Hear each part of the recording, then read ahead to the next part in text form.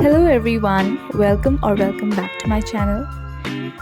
पिछले कुछ दिनों से मेरा पढ़ाई का फ़्लो ख़राब हो गया था बिकॉज़ मैं कंसिस्टेंटली रोज़ उतने फोकस और उतने एफिशिएंसी के साथ नहीं पढ़ पा रही थी। आज मैंने डिसाइड किया कि वापस अब ट्रैक पे आते हैं और मैंने जो भी लेक्चर्स मुझे करने हैं, जो मेरे बाकी है, वो सब मैंने डाउनलोड कर लिए और अब मैं बायोलॉजी से स्टार्ट कर रही हूँ। मैं तरुण सर का प्लांट किंगडम का लेक्चर नंबर 1 कर रही हूँ, जो कि सर ने रिकॉर्डेड अपलोड किया था, बट मैंने पूरा लेक्चर कंप्लीट नहीं किया था और सारे नोट्स नहीं लिए थे। अभी मैं उसे कंप्लीट करने जा रही हूँ और उसके बाद मैं सोच रही हूँ कि मैं शुरू से शुरुआत करूँ।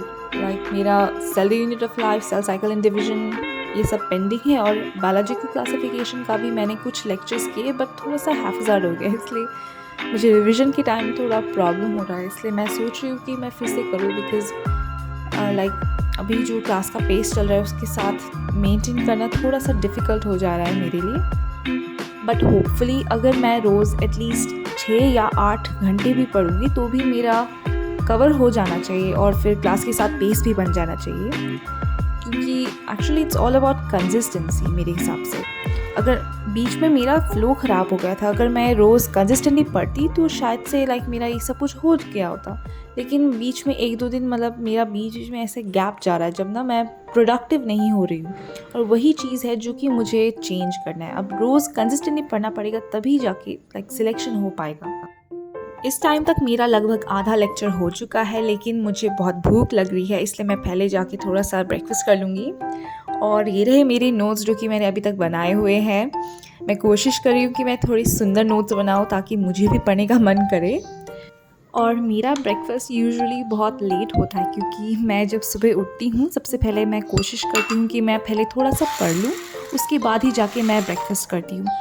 और जिसकी वजह से कभी कभी मुझे ब्रेकफास्ट करते करते 11 या 11:30 भी बज जाते हैं, क्योंकि हमारा फर्स्ट लेक्चर जो होता है वो 11 बजे ख़त्म होता है या फिर 11:15 को, जिसकी वजह से मुझे थोड़ा सा प्रॉब्लम ही हो जा रहा था कुछ दिन तक।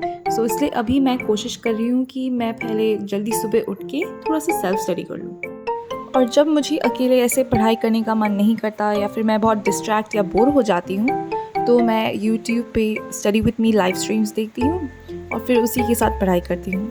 और वही सब सर्च करते वक्त मुझे ये स्टडी विथ ताइकी मिला, जो कि एक 24/7 लाइव स्ट्रीम है और इसमें म्यूज़िक भी बहुत अच्छा लग रहा था, इसलिए मैंने सोचा इसी के साथ थोड़ा पढ़ाई कर लेते हैं। और मैं अभी यूनिट्स एंड डायमेंशंस का थोड़ा पोर्शन कवर कर रही हूँ। फिर मुझे एक नोटिफिकेशन आया कि यकीन 2023 का कि 9 अक्टूबर को एक टेस्ट होने जा रहा है, जिसमें वर्क पावर एनर्जी फिज़िक्स में और उसके साथ केमिस्ट्री में थर्मोडायनेमिक्स और इलेक्ट्रोकेमिस्ट्री और बॉटनी में प्लांट किंगडम और उसके साथ जूलॉजी में बॉडी फ्लूइड्स एंड सर्कुलेशन और एक्सक्रीशन, ये सब चैप्टर्स आ रहे हैं। लेकिन मेरा ये सब ये जो ऑनगोइंग चैप्टर्स है वो सब मैंने अच्छे से नहीं किए थे, तो फिर मैंने सोचा इसी के साथ इस टेस्ट के लिए भी प्रिपेयर करते, तो इसलिए मैं एच सी वर्मा से वर्क पावर एनर्जी पढ़ने लग गई। ऐसे मेरे एच सी वर्मा पहले भी थोड़ा बहुत पढ़ा हुआ है, बट मुझे इसका थ्योरी सबसे ज़्यादा अच्छा लगता है। अभी मैं सोच रही हूँ कि मैं सारे चैप्टर्स एच सी वर्मा से थ्योरी करूँ, लेकिन तब तक हमारा यकीन 2.0 2023 का भी नोटिफिकेशन आ गया कि हमारा भी टेस्ट है 9 अक्टूबर को और इसका सिलेबस डिफरेंट है कंपेयर टू यकीन 2023। तो इसलिए अब मैं सोच रही हूँ दोनों टेस्ट के लिए प्रिपेयर करूँ साथ में, जिससे मेरा सिलेबस भी कवर हो जाएगा। फिर उसके बाद हमारा एक पार्सल भी आ गया, घर का सामान मम्मी ने ऑर्डर किया हुआ था, अभी उसी का अनबॉक्सिंग कर रहे हैं और बस ये घर का थोड़ा सा सामान है। इसके बाद मैंने लंच किया और लंच करने के बाद मुझे बहुत ज़्यादा नींद आने लग गई, शायद से ज़्यादा हैवी हो गया था, तो फिर मैं सो गई और फिर सो के उठने के बाद मैं फिर से पढ़ने बैठ गई। लेकिन तब भी मुझे बहुत एंग्शियस फील हो रहा था। शाम को सो के उठने के बाद एक अजीब सा फीलिंग आ रहा था और लोनली फील हो रहा था, इसलिए फिर मैंने सोचा लाइव स्ट्रीम्स में ही पढ़ते हैं। ऊपर से मैं जहाँ रहती हूँ वहाँ पर एज सच कोई लाइब्रेरी है भी नहीं जहाँ पर हम जाके पढ़ सके, लाइव स्ट्रीम्स का ही हेल्प लेना पड़ता है। इस समय मैं प्लांट किंगडम के लेक्चर नोट्स रिवाइज़ कर रही हूँ और फिर शाम को मेरी मम्मी का तबीयत ख़राब हो गया था, इसलिए फिर डिनर मुझे ही कुक करना पड़ा। और मुझे लगता है नीट प्रिपरेशन के टाइम थोड़ा बहुत तो पेरेंट्स को हेल्प तो करना ही चाहिए। ये नहीं है कि मतलब हम ऐसा भी तो नहीं करते हैं कि 24/7 हम पढ़ते रहते हैं, ऐसा भी नहीं है। तो जब भी हम ब्रेक लेते हैं, I think specially if your mom like need some help at home, हमें मम्मी पापा का हेल्प ज़रूर करना चाहिए। बट या ओनली ड्यूरिंग ब्रेक्स और ऐसे सिचुएशंस में जहाँ पर we don't have any other option, because हमारे घर में लाइक कुकिंग करने के लिए कोई मेड नहीं है।